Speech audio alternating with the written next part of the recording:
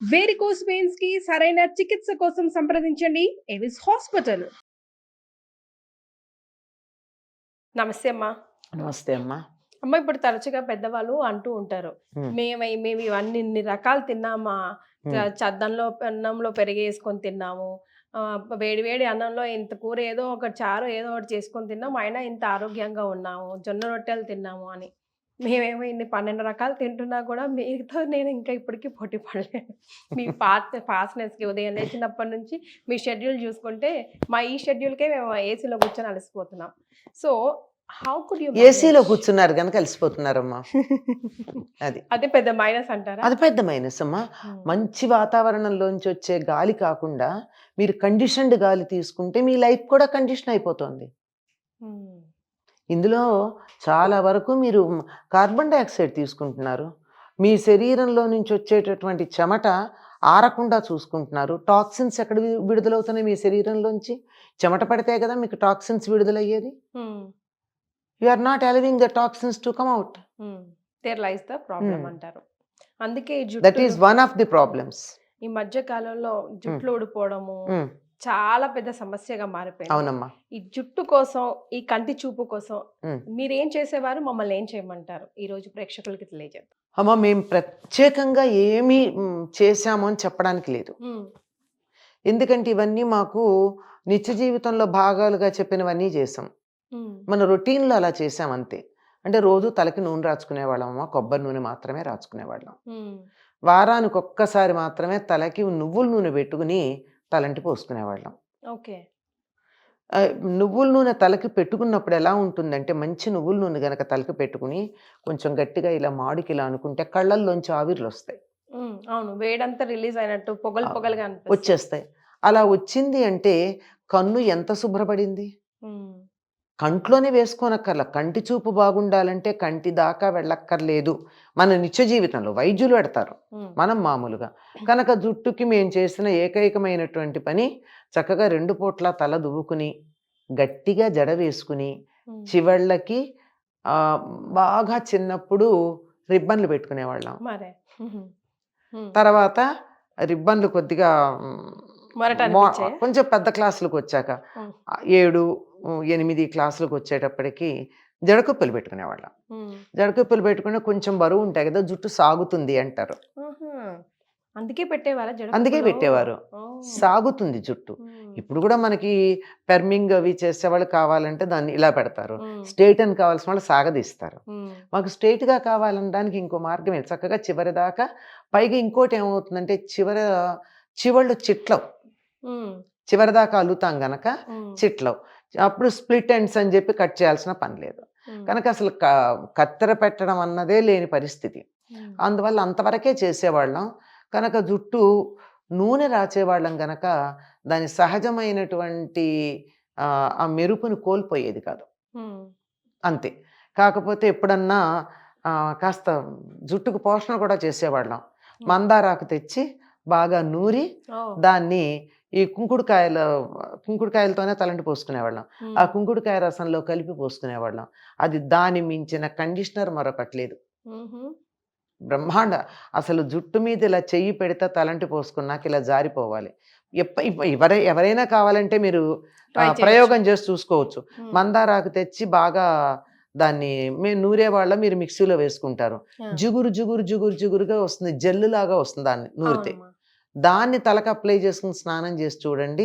దాని తర్వాత మళ్ళీ కుంకుడుకాయ పెట్టుకున్నా సరే ఆ జుట్టుకు ఒక మంచి షైనింగ్ ఉంటుంది. మీరు అదేమిటంటే కండిషనర్ ఏదో అంటారే, మెరుస్తూ ఉండడానికి జుట్టు ఇలా సాఫ్ట్గా ఉండి మెరుస్తూ ఇలా ఫ్లో అవ్వడం అంటారు చూడండి, అలా అలాంటి ఈ సీరం ఏవో చాలా బాగా 12 రకాలు పెట్టాలి దానికోసం. మీరేమో సింపుల్ గా 2 దట్టు ఆర్గానిక్ అంతే.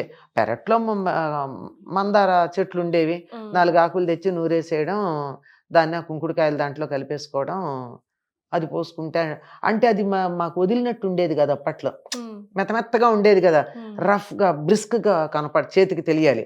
అందుకని ఏం చేసేవాళ్ళం, అది ముందర పోసుకుని తర్వాత మామూలు నీళ్ళు పోసుకునే, మామూలు రెండోసారి వాష్ చేసుకునేటప్పుడు కుంకుడుకాయ రసంతో చేసుకుని అలా. ఇది అప్పుడు మేము చేసినటువంటి సేవ. ఉమ్, అది కాక ఎప్పుడన్నా నువ్వుల నూనె ఒంటికంతా రాసుకుని స్నానం చేసేవాళ్ళం. ఉమ్, ఈ నువ్వుల నూనె కొంచెం రాసుకోవడం వల్ల ఈ మోకాళ్ళ నొప్పులు కానీ కీళ్ళ నొప్పులు కానీ ఇవేం రాకుండా ఉంటాయి. ఎప్పుడన్నా కాస్త తలనొప్పి కళ్ళు మంటలు లాగా అనిపించినట్టయితే అరికాళ్ళల్లో ఆమదం కానీ నువ్వుల నూనె కానీ రాసేవాళ్ళం. ఓ తలనొప్పి వస్తే కంటి ఉమ్. ఓ అరికాళ్ళల్లో రాస్తే కళ్ళల్లో నుంచి ఆవిర్లు బయటకు వస్తాయమ్మా. ఉమ్, అరికాళ్ళల్లో కానీ ఇప్పటికైనా చాలామంది ఆయుర్వేద వైద్యులు చెప్పేది అంత పాటించే ఓపికలు లేవు.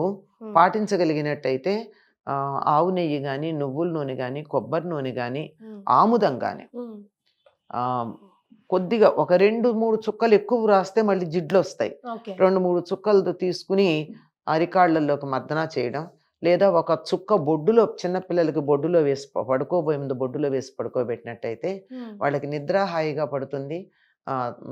కంటి చూపు కూడా బాగానే ఉంటుంది. ఓ ఇవి ఓకే మన శరీరంలోకి ఎక్స్టర్నల్గా ఇచ్చేటటువంటి ఎడిషన్స్. ఉమ్, ఆహారం విషయంలో కాక ఉమ్, ఇంకా ఆహారంలో గనక అయినట్టయితే అన్నీ తినాలమ్మా, ఇదే తింటాం అదే తింటాం అనే నియమం లేకుండా ఉమ్, ఏ ఋతువులో వచ్చేది ఆ ఋతువులో తినాలి, ఏ కాలంలో వచ్చేది ఆ కాలంలో తినాలి. ఈ మధ్యకాలంలో మనకి చాలా ఫ్యాషన్ అయింది ఏమిటంటే మన దగ్గర పండే పంటల కన్నా ఇతర ప్రాంతాల నుంచి దిగుమతి చేసుకునే వాటి మీద మోజుతో అవే తింటూ ఉన్నాం.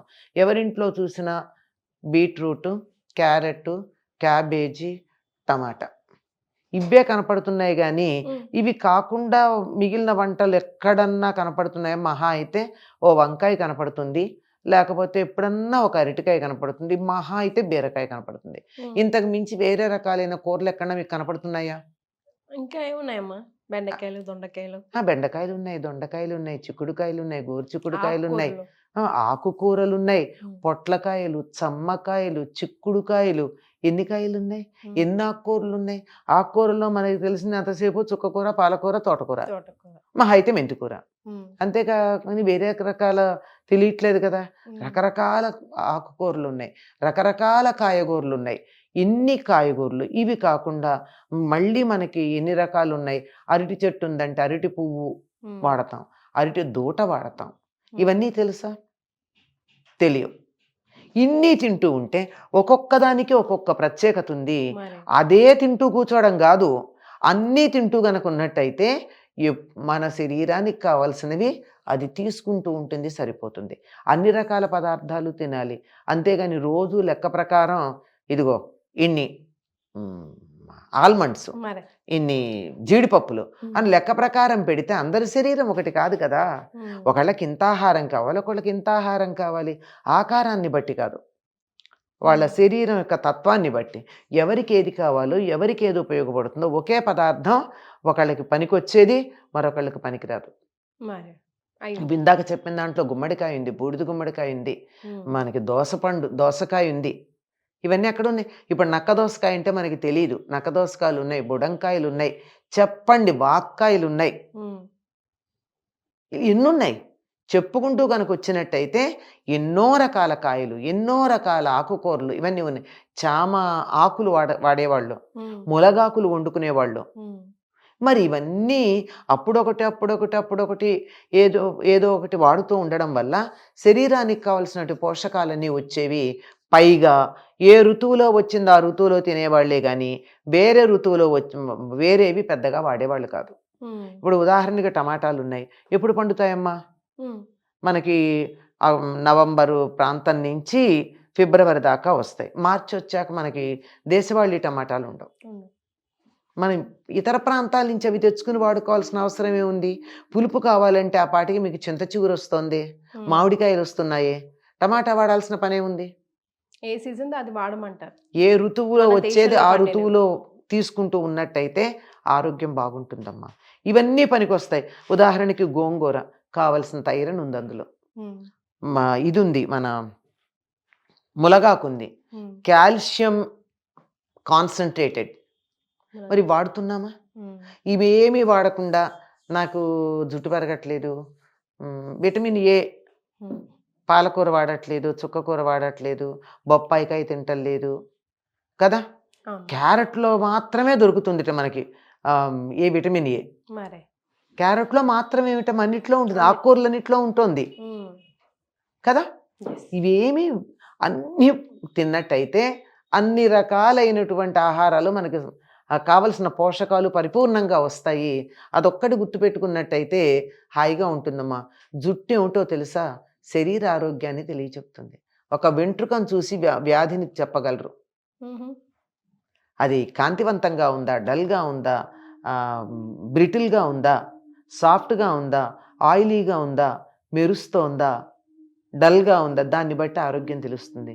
అందుకని జుట్టుకి బాహ్యమైనటువంటి పోషణలు కాదు, ఫ్రమ్ విదిన్ రావాలి. హాయిగా ఐరన్ కాల్షియం బాగా ఉన్న ఫుడ్ తినండి, విటమిన్ ఏ ఉన్నది తినండి.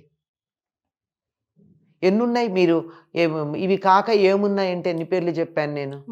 మరి టమాటా లేకుండా వాడుకోవాలంటే సమ్మర్ వచ్చేటప్పటికల్లా మీకు చింత చిగురు దొరుకుతుంది. అంతకు ముందంతా గోంగూర ఉంది. ఆ తర్వాత మామిడికాయలు 4 నెలల పాటు దొరుకుతాయి. ఆ లోపల ఉసిరికాయలు దొరుకుతాయి, చింతకాయలు దొరుకుతాయి. ఇవన్నీ ఉండగా టమాటాలందే వంటట్లా చేస్తాను అనే దృష్టిలోకి వచ్చేసినటువంటి వాళ్ళకి ఒక సెట్ ఆఫ్ భోజనం చేయడం అలవాటైతే ఆ సెట్లో ఉండే పోషకాలు దొరుకుతున్నాయి. అవి లేకుండా ఉండే ఆహారాల్లో ఉన్న పోషకాలు ఎక్కడ దొరుకుతున్నాయి? కరెక్ట్. పొట్లకాయ ఎంతమంది వాడుతున్నారు? అసలు చమ్మకాయ అన్నది ఉన్నదని తెలియదే చాలా మందికి. వాక్కాయలు చాలా కొద్ది మందికే తెలిసే. ఉస్తికాయలు ఎవరికి తెలుసు? కొన్ని పేర్లు నేను కూడా మొదటిసారి వింటున్నానమ్మా. అమ్మా, ఇవన్నీ మేము తిన్నవాళ్ళం. అది మ్యాటర్. అది అలా అనకండి. నన్ను చూసి మీరు ఇవన్నీ ఉన్నాయి, మీ జుట్టు ఇలా ఎలా ఉంది, మీ కళ్ళజోడు ఎందుకుంది అని అనకండి. వయస్సు ఒకటి, రెండు అది అలవాట్లు ఒకటి. అలవాట్లు కూడా కారణం. మరి పడుకుని చదివే అలవాటు ఉన్నప్పుడు కళ్ళజోడు రాకుండా ఏమవుతుంది? పడుకుని చదవకూడదు కంటి చూపు బాగుండాలంటే. తర్వాత బ్రైట్ లైట్ పుస్తకం మీద ఉండాలి, కంటి మీద ఉండకూడదు. ఇప్పుడు ఇక్కడ కూర్చొని చదవకూడదు, నా మొహం మీద లైట్ పడుతున్నప్పుడు చదివితే కంటికి ప్రమాదం. తర్వాత ట్రావెలింగ్ లో కదులుతున్నప్పుడు, తర్వాత చదివేటప్పుడు ఎప్పుడు కూడా మన పిల్లలు ఇట్లా పెట్టుకుని కానీ చదువుతారు, అది మంచిది కాదు. 45 degrees ఉండాలి చదివే పుస్తకానికి, మన కంటికి అడుగుంబావు దూరం ఉండాలి పుస్తకం. ఇలాంటివి పాటిస్తున్నామా? చదివేటప్పుడు ఇలా నిటారుగా కూర్చుని ఇలా పెట్టుకుని గనక చదివితే ఎంత చదివినా కంటి చూపుకి ఇబ్బంది లేదు. లైట్ ఇక్కడ పడాలి లైట్, నా కళ్ళ మీద కాదు. ఇవేం పాటించకుండా తర్వాత ట్యూబ్ లైట్ ఒకటి అంత మంచిది కాదు కంటి చూపుకి, మామూలు లైట్ మంచిది. సో ఇవన్నీ మనం ఒకసారి ఎస్టిమేషన్స్ వేసుకోవాలి. వీటిలో వీలైనంత వరకు ఇవేవి వైద్యులు చెప్పేవి కాదమ్మా, ఇంట్లో పెద్దవాళ్ళు చెప్పిన మాటలు కనుక వీటిని కనుక మనం కొంచెం జాగ్రత్తగా పాటించగలిగినట్టయితే బాగానే ఉంటాం.